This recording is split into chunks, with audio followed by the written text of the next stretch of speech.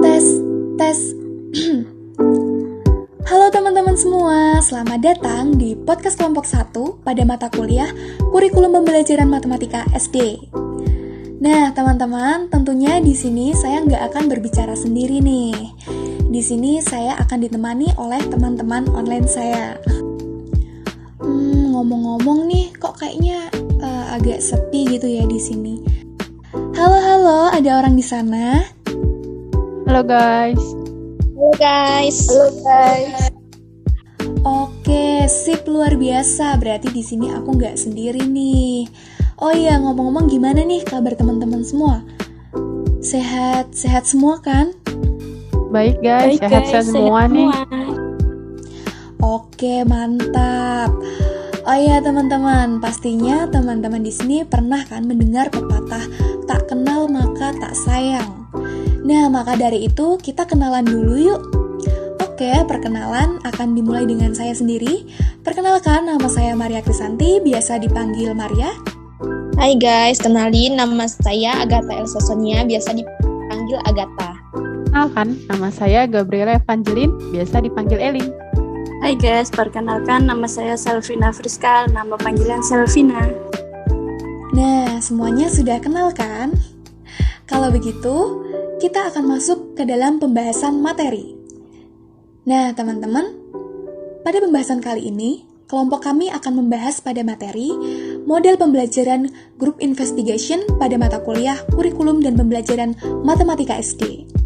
Oke teman-teman, nah sebelum kita mempelajari lebih dalam tentang model pembelajaran Group Investigation, nah aku mau nanya dulu nih sama kalian. Kalian ada yang tahu nggak sih apa itu matematika?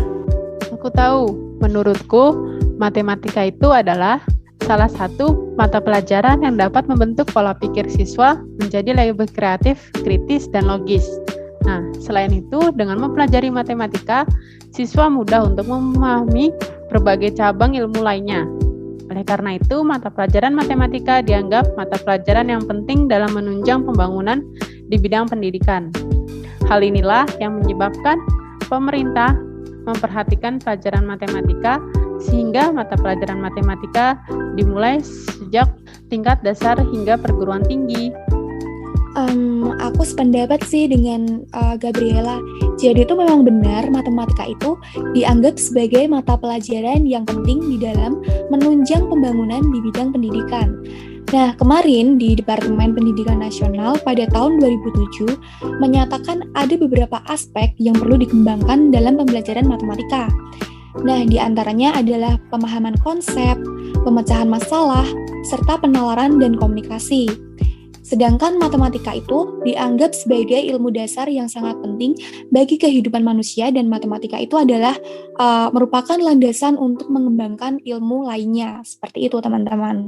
Tapi kebanyakan siswa sekarang ini menganggap matematika itu sulit karena sifatnya yang abstrak itu artinya subjek matematika berada dalam alam pikiran manusia. Sedangkan realisasinya dengan menggunakan benda-benda yang berada di sekitar kita. Contohnya matematika yang bersifat abstrak adalah segi 4, realisasinya bangunan segi 4. Sifatnya abstrak ini menyebabkan siswa mengalami kesulitan dalam mempelajari matematika. Betul juga ya, sekarang ini yang jadi permasalahannya adalah kurangnya minat siswa dalam pelajaran matematika. Mereka tuh merasa dalam memahami materi seputaran matematika, mereka merasa kesulitan gitu. Oleh sebab itu, kita sebagai calon guru, untuk meningkatkan pemahaman siswa, kita perlu memilih model pembelajaran yang efektif dan model pembelajaran yang dipilih harus sesuai dengan tujuan, jenis, dan sifat materi yang diajarkan. Nah, kemampuan guru dalam memahami dan melaksanakan model tersebut sangat berpengaruh terhadap hasil yang dicapai. Rendahnya kemampuan pemahaman konsep karena proses pembelajaran matematika lebih cenderung menggunakan model pembelajaran langsung yang terpusat pada guru. Nah, di mana hal ini tentu sangat menghambat perkembangan siswa dalam mengungkapkan ide-ide mereka, seperti itu. Nah, untuk itu, guru tuh harus mencari solusi dari permasalahan ini. Salah satu solusinya adalah cara pembelajaran yang menyenangkan. Nah, contohnya seperti model pembelajaran Group Investigation atau GI. Seperti itu. Oke, nah karena kita sudah menyinggung sedikit tentang apa itu matematika, nah sekarang kita balik lagi ke topik utama kita yaitu model pembelajaran group investigation. Nah sebelum kita lanjut lebih jauh lagi, sekarang aku mau nanya dulu deh sama kalian. Sebenarnya model pembelajaran group investigation itu apa sih? Ada yang tahu nggak? Oh iya, izin menjawab Agatha. Menurut Santiasa, bahwa model pembelajaran group investigation mengarahkan aktivitas kelas yang berpusat pada siswa dan menyediakan peluang kepada guru untuk lebih banyak melakukan diagnos dan koreksi terhadap masalah-masalah yang dihadapi siswa. Nah, sedangkan menurut Rostija mengemukakan bahwa tingkat keabstrakan materi memerlukan pengaturan atas pola pembelajaran atau model yang diakonkan oleh masing-masing anggota kelompok siswa dalam pembelajaran. Aku ada tambahan ya, Agatha. Jadi model pembelajaran group investigation ini merupakan model pembelajaran yang pertama kali dikembangkan oleh Thelen.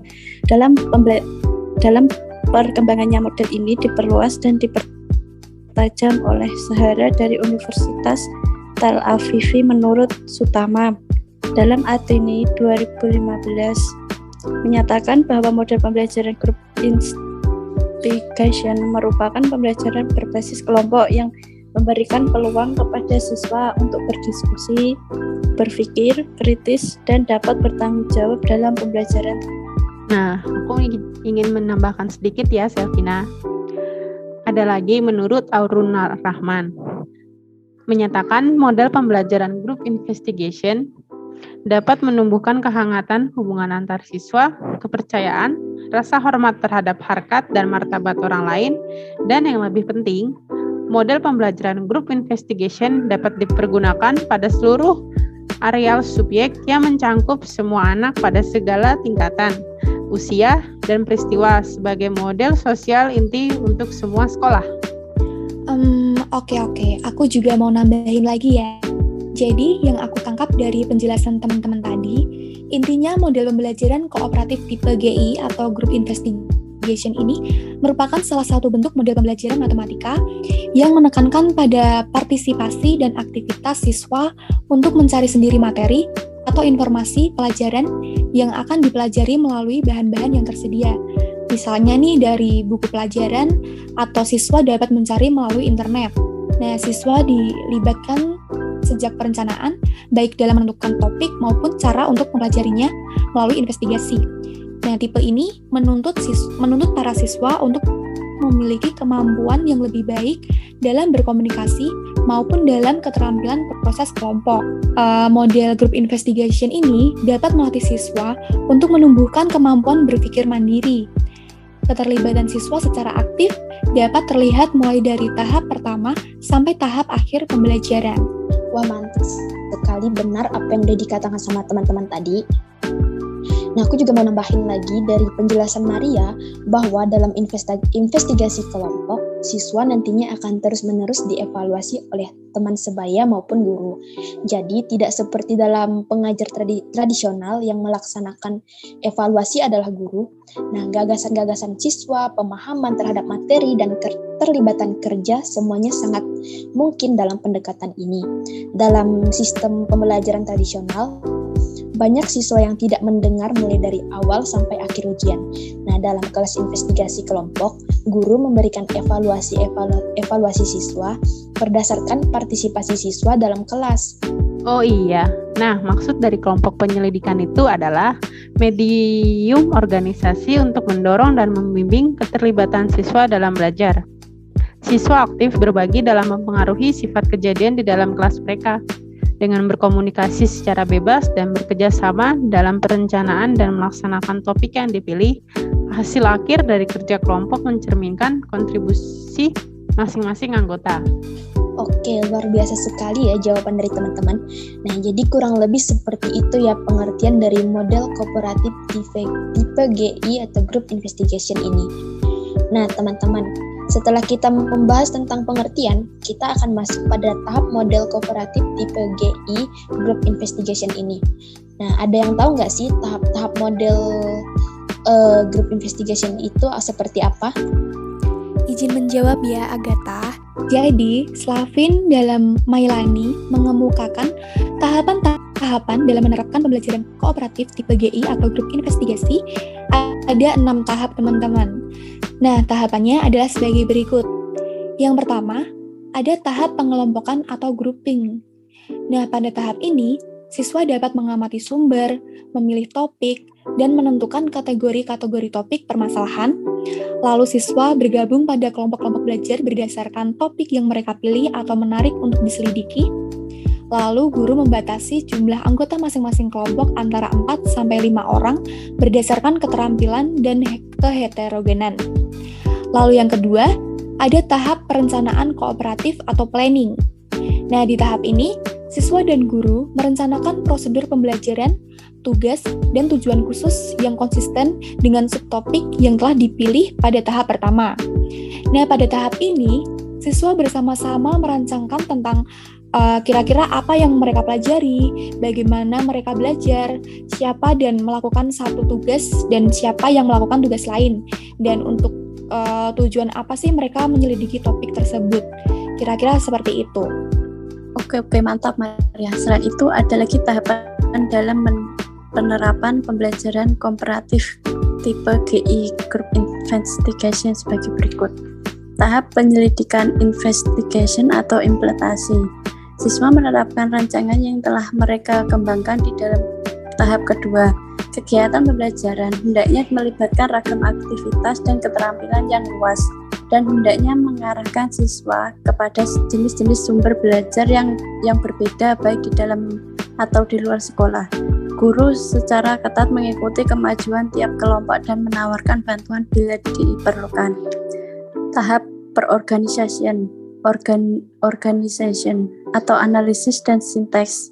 Siswa menganalisis dan mengevaluasi informasi yang diperoleh pada tahap ketiga dan merancang bagaimana informasi tersebut diringkas dan disajikan dengan cara yang menarik sebagai bahan untuk dipresentasikan kepada seluruh kelas. Nah, mantap sekali nih jawaban dari Maria dan juga Selvina. Tak hanya itu, tahapan-tahapan model kooperatif tipe group investigation yang terakhir adalah sebagai berikut. Tahap presentasi hasil final atau presenting. Beberapa atau semua kelompok menyajikan hasil penyelidikannya dengan cara yang menarik kepada seluruh kelas, dengan tujuan siswa yang lain saling terlibat satu sama lain dalam pekerjaan mereka dan memperoleh perspektif luar pada topik itu. Presentasi dikoordinasi oleh guru. Tahap evaluasi atau evaluating. Dalam hal ini, kelompok menangani aspek yang berbeda dari topik yang sama. Siswa dan guru mengevaluasi tiap kontribusi kelompok terhadap kerja kelas sebagai suatu keseluruhan. Evaluasi yang dilakukan dapat berupa penilaian individual ataupun kelompok. Oke, jawaban dari teman-teman luar biasa banget. Nah, kita kan udah ngebahas tahap-tahap dari pembelajaran kooperatif tipe group investigation. Nah, selain memiliki tahap pastinya juga pembelajaran kooperatif tipe group investigation ini memiliki karakteristik. Jadi aku mau nanya nih sama teman-teman.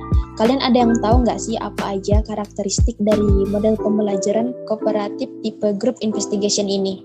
Izin menjawab ya, Agatha.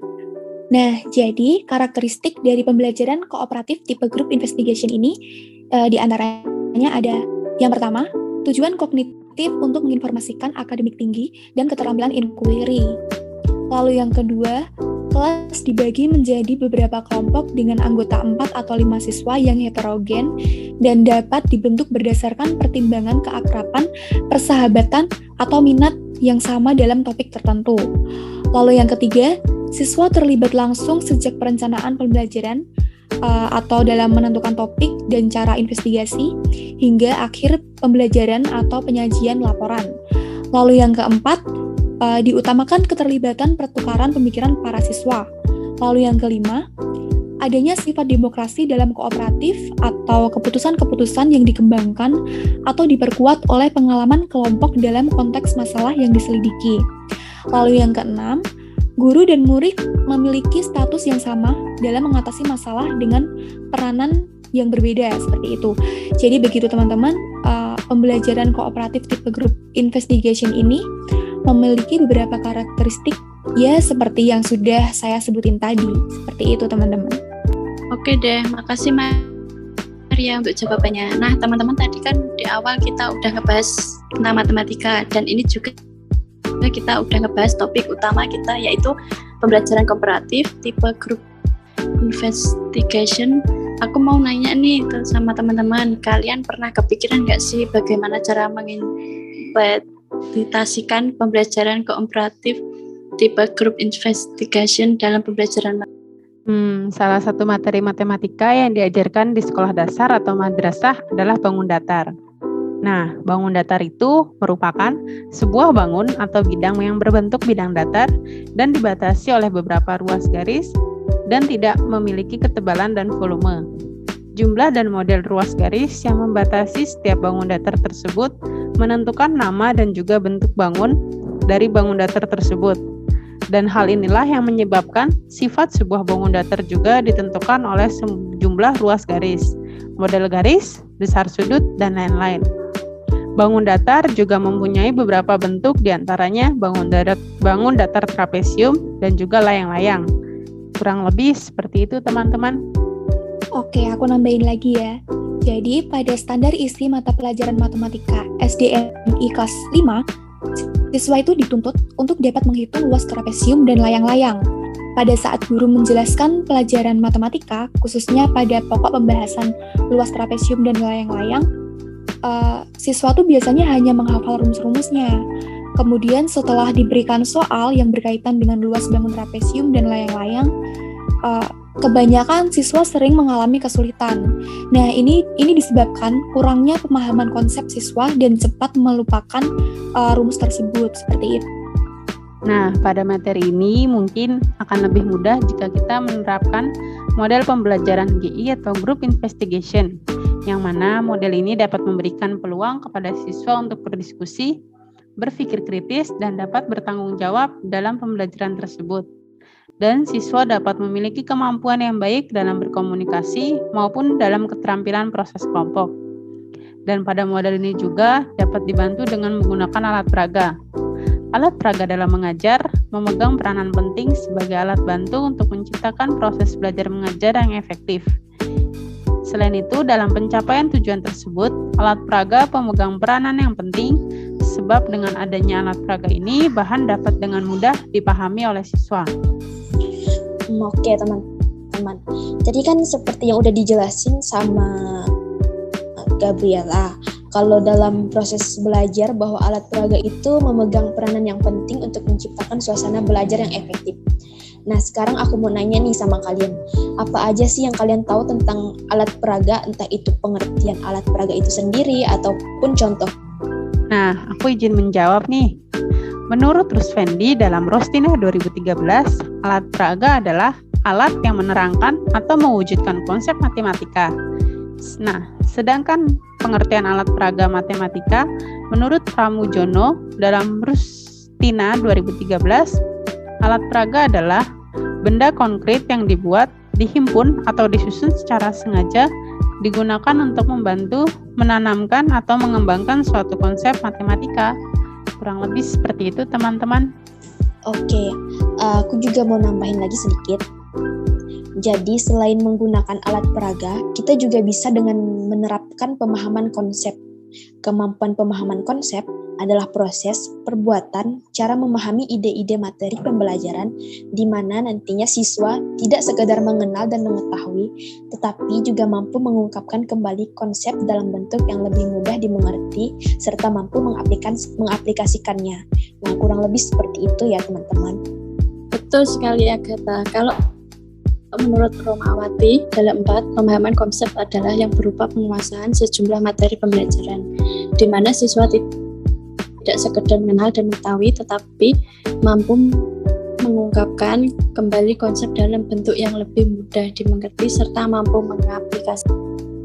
Nah, teman-teman, adapun contohnya adalah sebagai berikut. Contohnya nih pada waktu guru mengaitkan materi pelajaran dengan kehidupan sehari-hari. Contohnya guru bertanya kayak, anak-anak, kalian pernah melihat atap rumah sekolah nggak sih? Kira-kira kalau misalkan atap itu dilipat, kira-kira bentuknya seperti apa ya? Kayak gitu. Nah, Lalu siswa dapat menjawab pertanyaan dari guru seperti, pernah Bu, bentuknya seperti trapesium. Nah, contohnya kayak gitu teman-teman. Oke teman-teman, jadi dengan model pembelajaran group investigation ini dibantu dengan alat peraga, maka dapat membantu siswa memahami bahwa contohnya ternyata trapesium itu adalah bangun datar 2 dimensi yang dibentuk oleh 4 buah rusuk yang 2 diantaranya saling sejajar namun tidak sama panjang atau bangun segi 4 yang mempunyai 2 sisi yang sejajar. Sedangkan bangun datar layang-layang adalah bangun datar 2 dimensi yang dibentuk oleh 2 pasang rusuk yang masing-masing pasangannya sama panjang dan saling membentuk sudut. Lalu dengan menerapkan pemahaman konsep setelah diberikan soal yang berkaitan dengan luas bangun trapesium dan layang-layang, siswa tidak hanya menghafalkan rumus, tetapi siswa mampu mengungkapkan kembali konsep rumus dalam bentuk yang lebih mudah dimengerti serta mampu mengaplikasikannya. Nah, jadi kesimpulannya pada pembahasan kali ini itu apa aja sih? Jadi berdasarkan uraian di atas, Group investigation adalah model pembelajaran yang berbasis kelompok yang memberikan peluang siswa untuk berdiskusi dan berpikir kritis. Dan model pembelajaran group investigation dapat menumbuhkan kehangatan, hubungan antar siswa, kepercayaan, rasa hormat terhadap harkat dan martabat orang lain. Nah, jadi kesimpulannya seperti itu teman-teman. Aku lanjutin ya. Adapun langkah-langkah pada model group investigation meliputi 6 fase, yaitu 1. Memilih topik, 2. Perencanaan komparatif, 3. Implementasi, 4. Analisis dan sintesis, 5. Presentasi hasil akhir, 6. Iya, betul sekali ya teman-teman. Dan dengan adanya model pembelajaran group investigation ini, berbantuan alat peraga akan meningkatkan kemampuan pemahaman konsep matematika peserta didik dalam pemberian tugas-tugas baik secara lisan maupun tulisan berupa kegiatan kelompok penyelidikan yang aktif. Wah, nggak terasa ya, ternyata kita udah sampai di penghujung podcast kita ini. Nah, ternyata asik juga ya berdiskusi tentang matematika dan group investigation. Betul sekali Agatha, ternyata emang seseru itu loh belajar matematika bareng. Nah teman-teman, terima kasih sudah meluangkan waktunya untuk mendengarkan podcast kami. Nah pada saat ini kita masih dalam keadaan pandemi, teman-teman bisa tetap stay safe, stay healthy, atau stay with me juga boleh.